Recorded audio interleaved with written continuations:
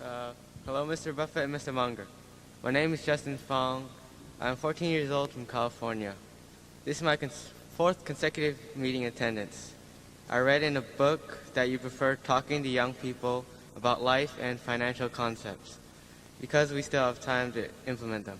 Can you please share some of the concepts with us? Thank you. I didn't catch the last part. I didn't. There's something about sharing concepts.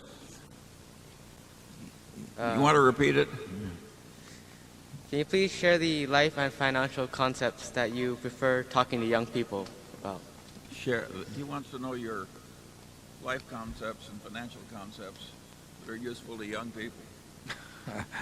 Well, that's a fairly broad question, but I think the financial concepts, we've obviously spelled out in the reports.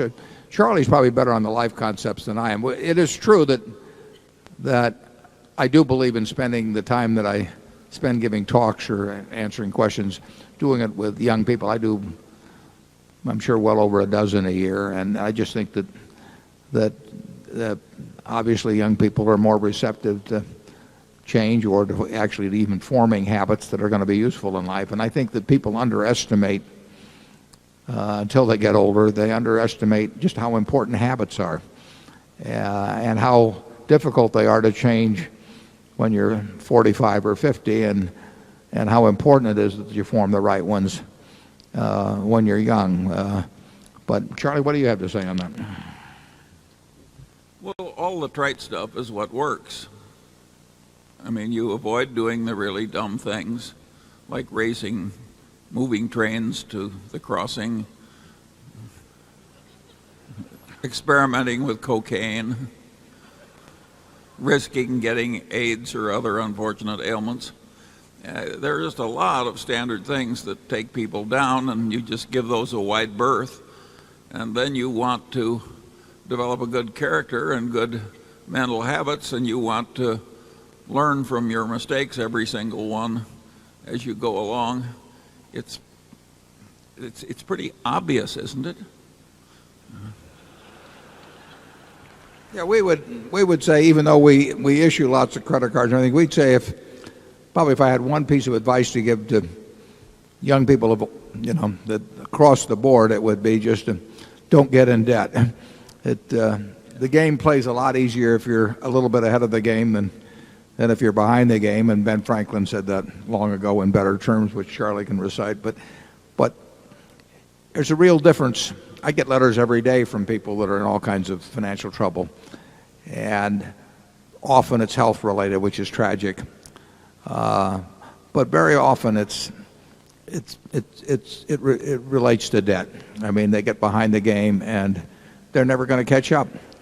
And often, it may surprise you, but often, I write these people. They're very decent people. They've just made mistakes, and I just tell them the best course is bankruptcy. I mean, they are not going to catch up, and they should start all over again, and they should never look at a credit card the rest of their life.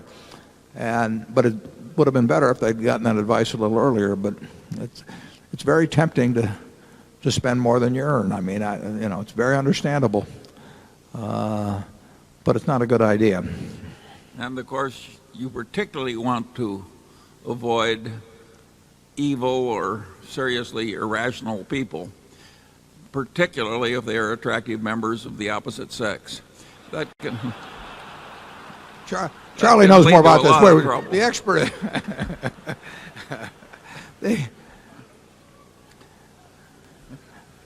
It's better to hang out with people better than you. I found that very easy to do over the years. But if you're picking associates, pick out those whose behavior is somewhat better than yours, and you'll drift in that direction. And similarly, if you hang out with a bad bunch, you're very likely to find your own behavior worse over time. But like Charlie says, the trite advice, which Ben Franklin was handing out a few hundred years ago, really works. We've said it, but look at the people you like to associate with. What qualities do they have that you can't have if you want to? Look at the people that you can't stand to be around. What qualities do you have that they have? Can you get rid of them? You can do all of that at a young age. It gets harder as you go along. It's not very complicated. And my final word of advice would be, if this gives you a little temporary unpopularity in your peer group, the hell with them.